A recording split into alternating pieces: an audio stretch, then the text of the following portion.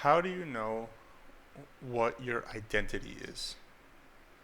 It's a difficult thing to ask yourself because we have all these things in our lives that force different opinions and perspectives into our mind from different places and people that have been accompanying us along our lives ever since birth that give us a sense of identity and who we are, what we like, where we're going.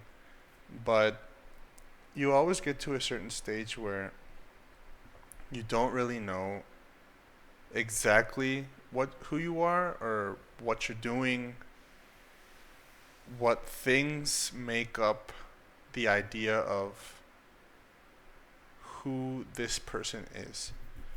And it's a scary thing to realize because for a long time you always say, "Oh, I love X, Y, and Z. My hobbies are this.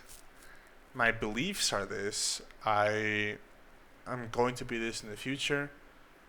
But I think everyone around, it can be college, early adulthood, starting your first job, you start to ask yourself, do I really like what I'm doing? Do I want to pursue the idea that I've always had? And it's happened to people close to me. For example, I have a brother who's since he was like 12 always wanted to say he wanted to be a doctor. And he went on, he he did medical school, he graduated. He has a medical license, I'm pretty sure.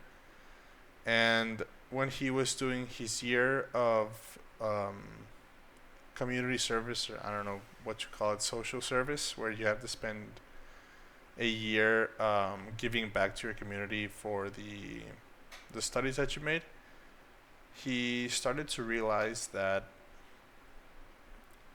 being a doctor wasn't really his thing, and it was difficult because imagine what that must be like after, I think it was 8 years of med school and grinding and wearing yourself out just for the degree, to then realize that it's not actually what you want to do.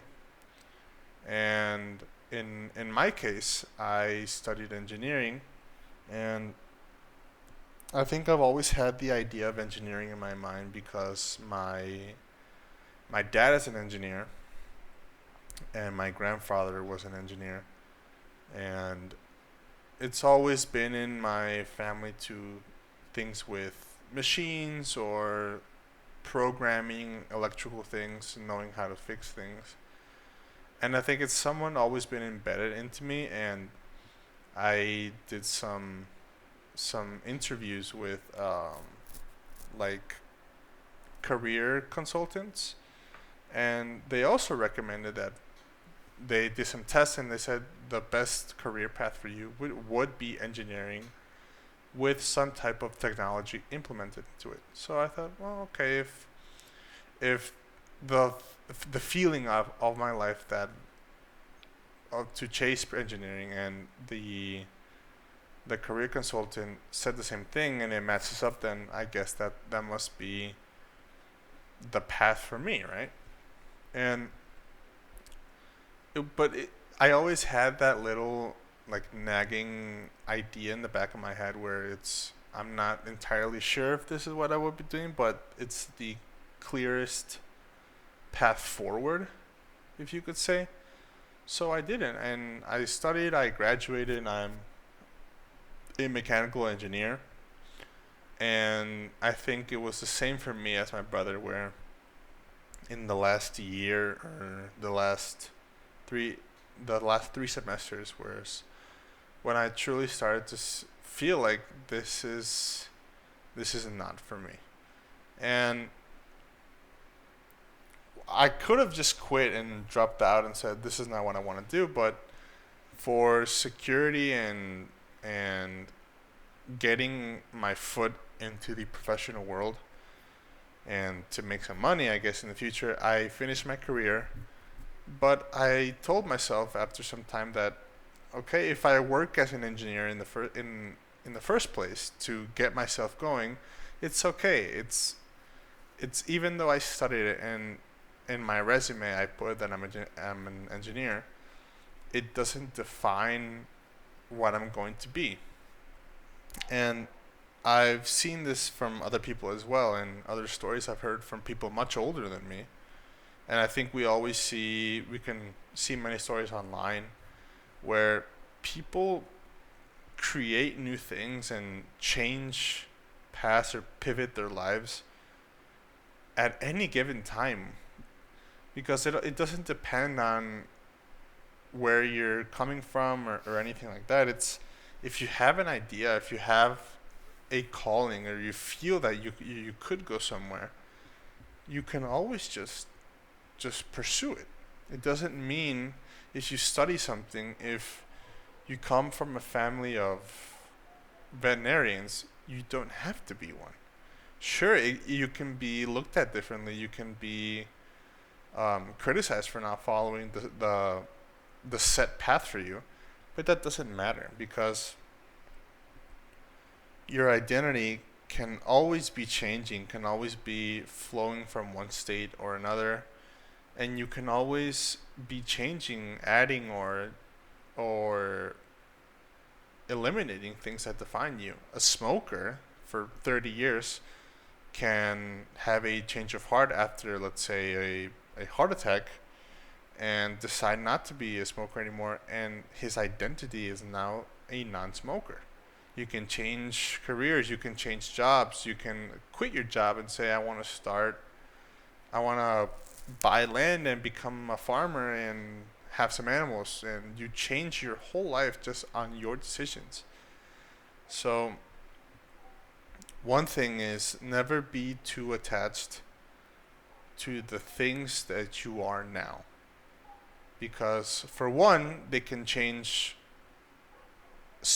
out of the blue or randomly and suddenly without you ever wanting to. Like an accident or something happens or you lose your job and you need to find something else to do to sustain yourself. Or through reflection and realization that what you're doing now isn't fulfilling you anymore. And it might not be I'm not happy, but if you've been somewhere for some time and you can clearly say this is not making me whole inside in my soul, it's not making me proud of my life, you can definitely just pivot into something else that you think, and you can try things out as well. It's not like you have to have a clear answer right away. when you when you realize that, you can try new things and see what's going on and see what calls to you, and how you can pursue that. And I think we all know in our college days or high school where you're expected to know what you want to do in life from entering college at what, 17, 18, and nobody knows what they want to do when they're 17. It's kind of a stupid thing to ask someone at that age that barely even knows themselves. And like my brother, for example, he, I would say, was one of the lucky ones that knew what they wanted to from a very early stage, but just as easily you can change it once you get experience, once you see new things, once you figure out what your capabilities are. And I think it troubles some people because another thing that is relevant to this is the fear of changing who you are and the fear of uncertainty of where you're going and who you are. Because let's say you're 30 or you're 25, or even if you're 20 and you're in the middle of studying something, or you think you're supposed to be somewhere but you don't feel like you are, and it's a scary thing to admit to yourself that maybe you don't yet fully know who you are, and you're never gonna know fully who you are, because we're always finding new things about ourselves, because knowledge comes from experience, and knowledge comes from trying and testing and seeing how things react to you and how you react to others and to different situations. So we're always growing and we're always learning new things and trying. But I think growing accustomed and inviting that feeling of the unknown and that fear is what actually causes us to grow. And the funny thing is that we don't notice this until afterwards, until after we do the growing, until after we realize that we are able to change things and we are able to make something new of ourselves without everything crashing around us. And maybe if it is crashing around us, the fact that it is showing you that you can persevere and get through difficult things. And that also is something which you can identify with, and you can say, okay, after this happened and I got through this, and maybe you're still going through it, but you can look afterwards and look behind you and say, at this point I chose to do something different, and it's been 2 years and I'm still okay, and I'm still getting there, I'm still learning, and I'm an entirely different person than I was before. But I have so much more knowledge and I have so much more experience to work with, and it helped me know myself more and know my patterns, my behaviors, the things that I've been carrying my whole life. My beliefs changed, my behaviors changed, the people I associate with changed. And that just makes for richness in your life. It makes you someone with good stories, with qualities and attributes that people can relate with, because you can see things from different perspectives. And all this creates an identity of someone who can see into themselves far more than the average person. And you can see and help people who might be 10 stages behind you.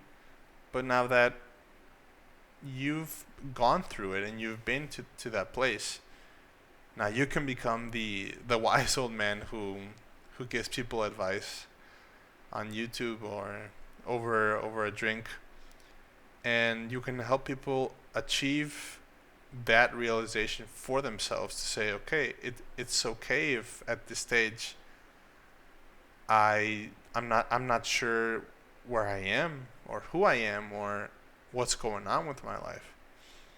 And identity is something we create for ourselves. It's something we forge from ourselves, from the things around us. And at times, like we talked, sometimes it's forged out of nothing, where you feel like you have nothing, but every action you do is just chiseling away at the blank canvas that you are, or the block of quartz or marble, and you're just making yourself into something you personally created because you let go of the previous influences you had on yourself, and you're creating something entirely custom made. Obviously, I'm still in that stage as well. I realized 2 years ago that engineering was not my thing. I said I'm not going to live in the city. I am because I feel like my calling is to do another thing and move someplace else and throw myself into the fire to be renewed. And as for this video, in this channel, I'm trying to speak about things I'm passionate about it and have been thinking for a few years now, and trying to at the same time where I'm talking to other people, I'm creating like reflective videos for myself in the future, because I know that if I watch this in 5 years or 10 years, I can see the growth I've had in talking with other people, and seeing the comments and how we were at that time. We can always look back and see where we're going and how we've changed. So the thing is, just don't worry about having the clearest image of yourself possible for your identity, because most of the times it's not going to happen. And it's more of, you need to let it float, let your identity change with you over time, let things add to your identity, let things just slowly phase away on their own, because they're not aligned with you anymore. And if you're not interactively and doing them daily, you're not even going to notice, but your mind will start to disassociate with them as part of your identity, such as like the smoker, or I'm someone who goes to the gym and I'm a fit person, or I like running or something like that. But just take your time. Know that experience in life and time, especially time, will do the work for us. And we just need to keep trying, keep learning, keep navigating our lives, and navigating our minds, and seeing who we are and what we are in every step of the way, in the things we do and the people we talk. And it's something to be extremely happy for and excited for, because it's literally defining, and we're forging who we are. So that's it for this video. This is more of a free script one as well. So if you liked it, please comment on your journey for your identity and navigating how to find out who you are. Thank you so much for watching these videos. I'm gonna be uploading more free scripts as I think it's helping more to make the ideas flow. And subscribe if you like it. And thank you so much, guys. I'll see you in the next video.